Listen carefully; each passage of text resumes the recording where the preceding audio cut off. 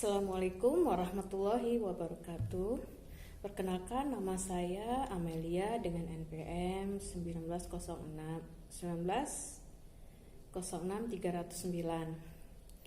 Kali ini saya akan membahas materi tentang bagaimana cara memotivasi siswa.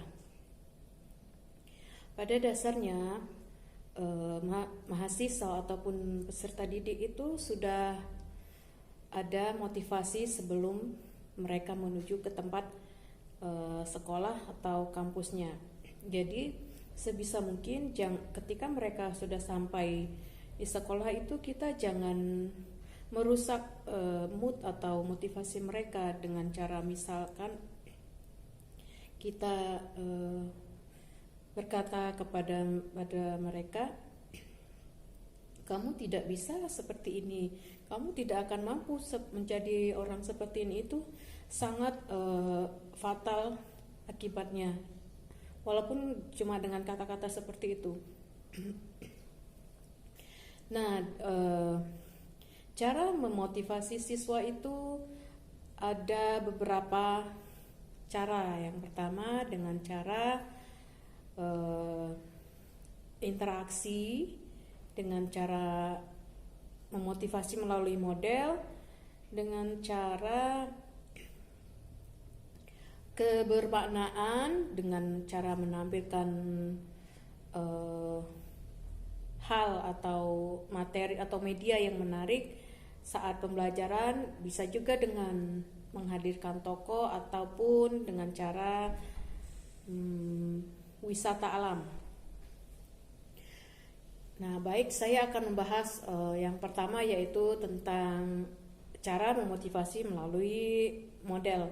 Model di sini maksudnya kita bisa memberikan contoh seseorang atau diri kita sendiri yang kita ini misalnya adalah sebagai contoh bagi mereka, seperti guru yang bijak, guru yang ramah terhadap peserta didiknya dan bisa menyatu dengan mereka. Nah, itu menjadi contoh atau teladan bagi mereka untuk menumbuhkan rasa atau minat mereka untuk menjadi seseorang yang lebih baik, kalau bisa lebih baik dari contoh yang diteladani tadi. Yang kedua itu dengan cara kebermaknaan. Kebermaknaan di sini kita dalam belajar itu memberikan materi yang bisa mereka pahami, bukan mereka ingat. Jadi mereka tahu maknanya, apa yang sedang mereka pelajari itu beserta contohnya dan efek baik serta efek buruk. Tapi ya setahu saya yang namanya belajar itu pasti mempunyai efek yang positif. Terus yang ketiga itu dengan cara interaksi. Jadi guru itu bisa berinteraksi dengan siswanya pada saat belajar ataupun saat ketemu di luar gitu. Kalau di dalam sekelas gitu, kita harus tahu setiap anak itu seperti apa. Misalnya pada saat dia lagi bad mood atau saat pelajaran dia tidak bisa menerima secara logika dia gitu, susah untuk memahami pelajaran yang diberikan. Nah, itu kita harus tahu dan kita tanyakan, kenapa, apa yang menghambat kamu untuk menerima pelajaran itu dengan sulit gitu, dengan cara yang sulit atau tidak susah untuk menerima lah. Nah, itu kita harus tahu. Jadi kita harus tahu juga batasnya, kapan saatnya kita berinteraksi atau mingle sama mereka dan kapan saatnya kita harus tegas. Jadi jangan kita harus tegas terus, atau saat kita bermain atau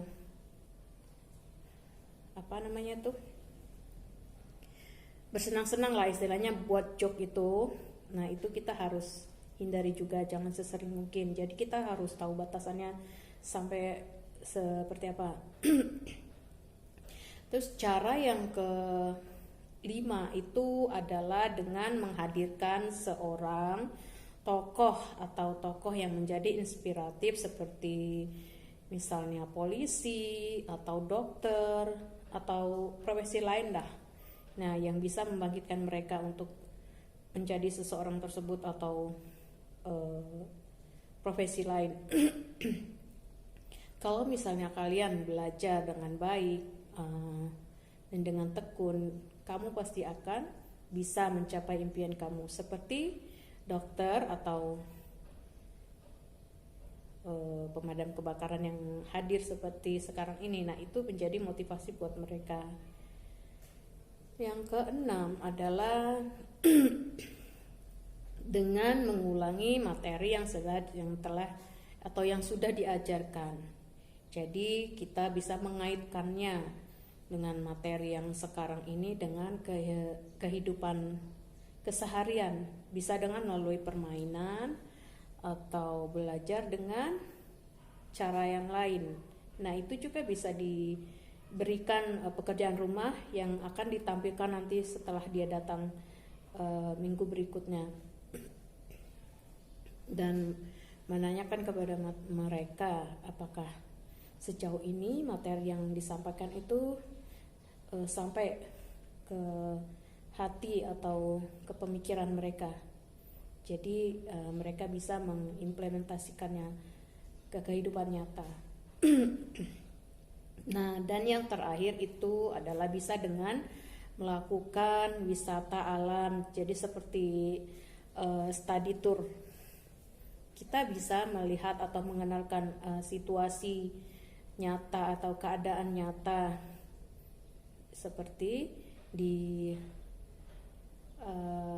zoo atau kebun binatang atau hutan-hutan. Kita bisa menjelajah itu, tapi tentunya dengan pengawasan yang lebih ketat lagi kalau kita masuk ke dalam lingkungan hutan itu. Nah, itu bisa mengaitkan, misalnya kita bisa melihat pohon-pohon gitu kan, kita ada pelajaran ekosistem. Nah, dari situ bisa kita ajarkan kalau kita menanam pohon itu dari kecil tuh, dari awal, nah dia akan tumbuh seperti ini. Jadi tujuan dari penanaman pohon-pohon itu apa? Jadi berdampak positif bagi kehidupan manusia dan juga hewan-hewan lain yang ada di sekitar, yang hidup di sekitar hutan tersebut. Jadi saran saya sebagai seorang guru, kita harus tahu bagaimana cara memotivasi siswa kita untuk belajar atau berkarya, sehingga dia akan menjadi insan atau siswa yang mampu berkreasi dan menciptakan karya-karya positifnya yang bisa ditunjukkan ke dunia nyata seperti itu. Saya rasa itu saja penjelasan saya tentang materi bagaimana cara memotivasi siswa. Lebih dan kurangnya saya mohon maaf. Assalamualaikum warahmatullahi wabarakatuh.